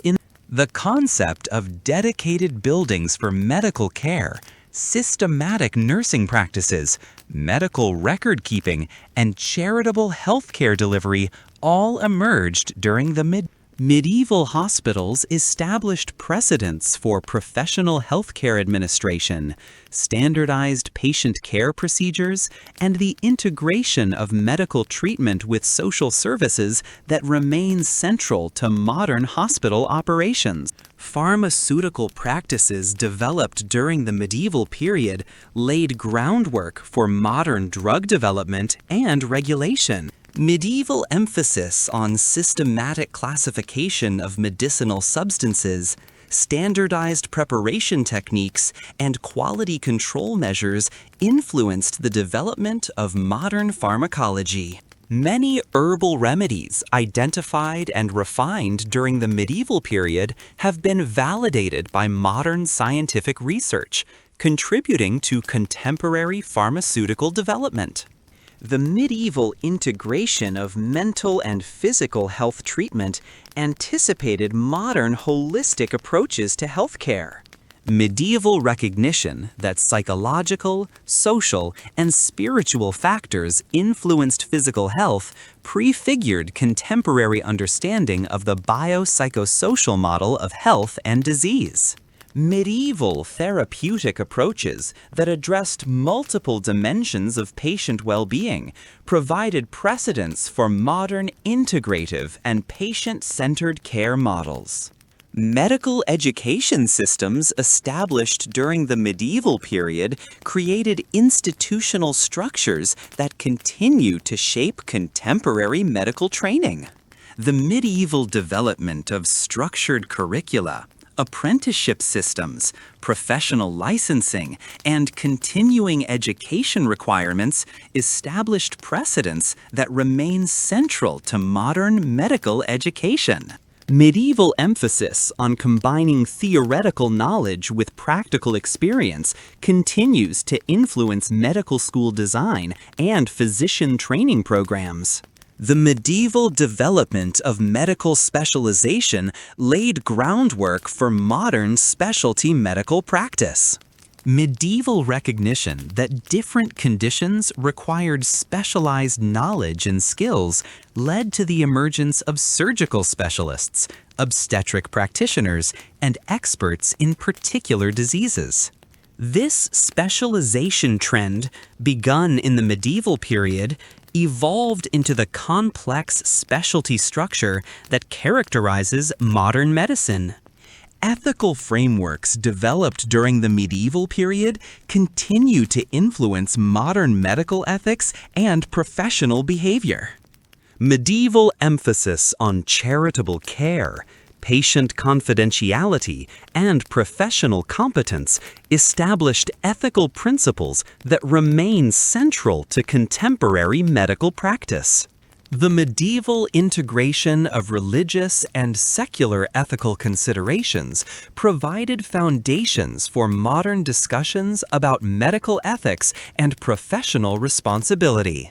Public health measures developed during medieval plague outbreaks established precedents for modern epidemiological practice and disease control strategies.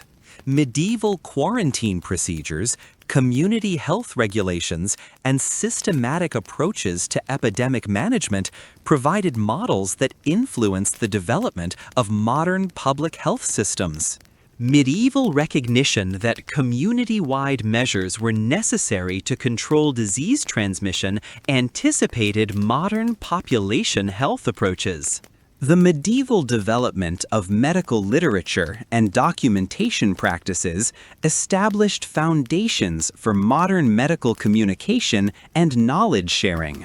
Medieval medical texts, with their emphasis on systematic description, case studies, and therapeutic recommendations, provided models for contemporary medical writing and publication. Medieval practices of preserving and transmitting medical knowledge influenced the development of modern medical libraries and information systems. Women's roles in medieval medicine, despite facing significant obstacles, established precedents for women's participation in healthcare professions. Medieval women's expertise in areas like midwifery, herbal medicine, and nursing provided foundations for modern women's health specialties and demonstrated the importance of gender-specific healthcare knowledge. Medieval recognition of women's healthcare expertise contributed to arguments for women's inclusion in formal medical education and practice.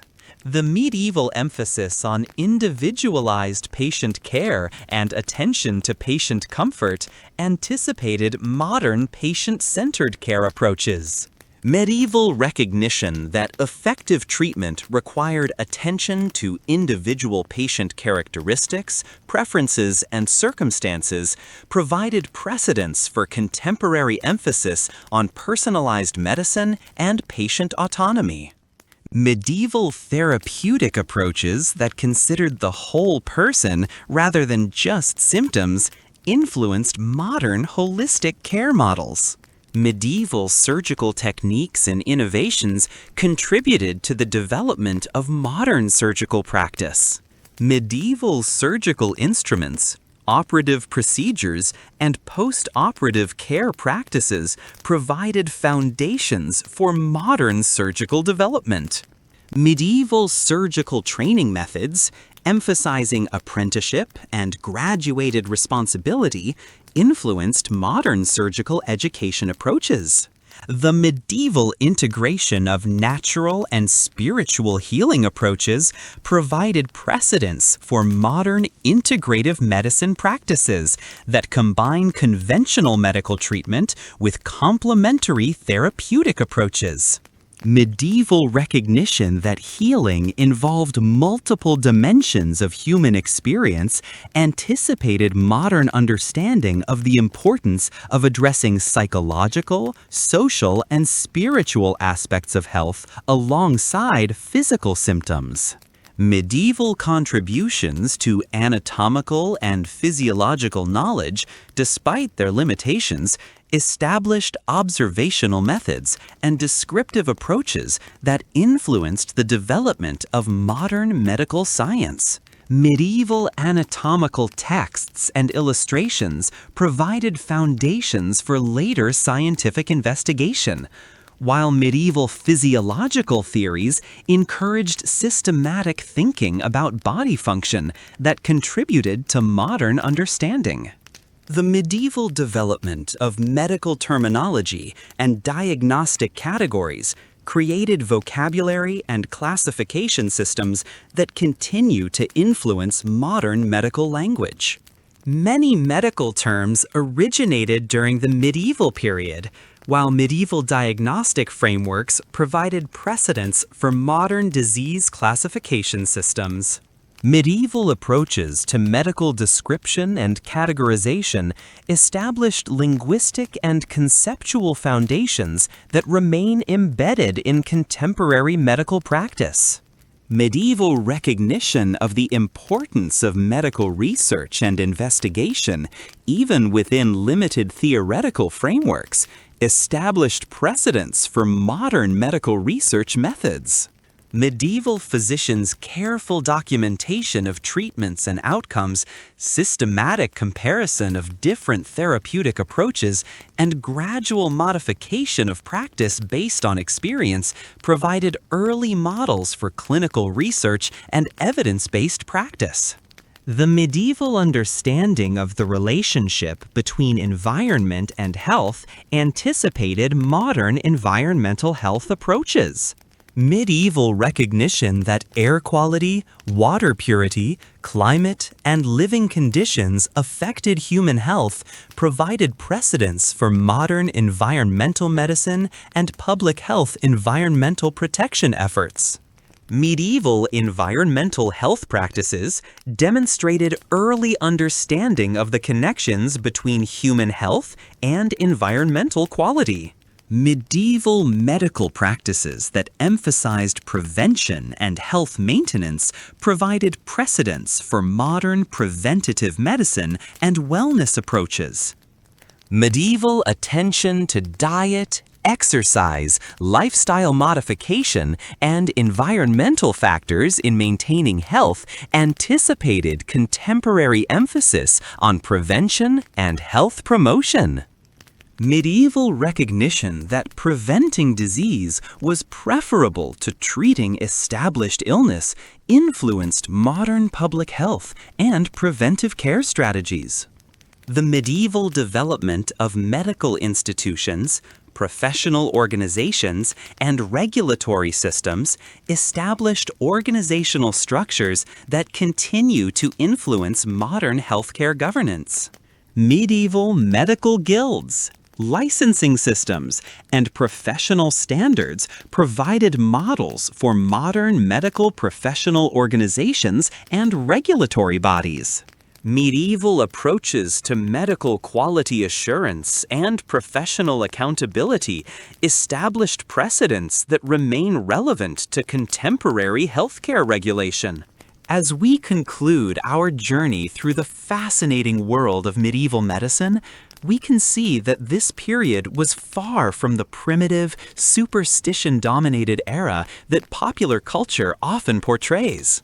Instead, medieval medicine represented a sophisticated synthesis of classical knowledge, empirical observation, religious faith, and practical experience that provided effective healthcare within the constraints of its time.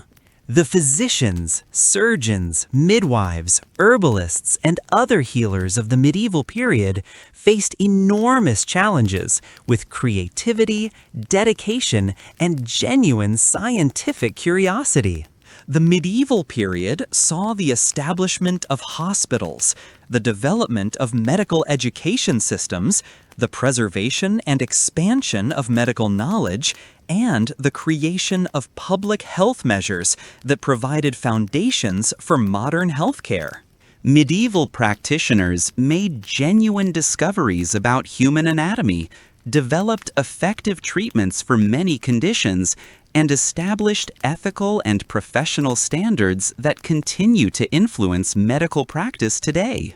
Perhaps most importantly, medieval medicine demonstrated the enduring human commitment to healing and the relief of suffering. Despite limited understanding of disease mechanisms and restricted therapeutic options, often at considerable personal risk. Their dedication to preserving life, alleviating pain, and maintaining health reflected the same fundamental values that drive modern medicine. The legacy of medieval medicine reminds us that medical knowledge develops gradually through the accumulation of observations, the testing of theories, and the refinement of practices over many generations. The medieval period's contributions to this ongoing development were substantial and lasting, providing foundations upon which later medical advances were built. Understanding medieval medicine helps us appreciate both how far medical science has advanced and the continuities that connect us to our healing predecessors. The story of medieval medicine is ultimately a story about human resilience, ingenuity, and compassion in the face of disease and death.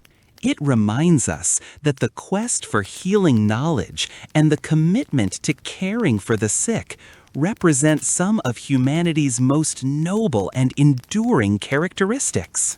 As we face our own medical challenges and continue to advance our understanding of health and disease, we can draw inspiration from the medieval healers who laid the groundwork for modern medical achievement. In closing our exploration of how medieval medicine really worked, we can appreciate that this remarkable period established many of the fundamental principles, practices, and institutions that continue to shape healthcare today. The medieval healers who worked by candlelight in monastery infirmaries, who carefully tended herb gardens for medicinal plants, who comforted plague victims despite mortal danger, and who preserved precious medical knowledge through turbulent times, deserve our recognition and respect. Their legacy lives on in every hospital, in every act of medical caring, and in the continued human commitment to healing that connects us across the centuries. Good night.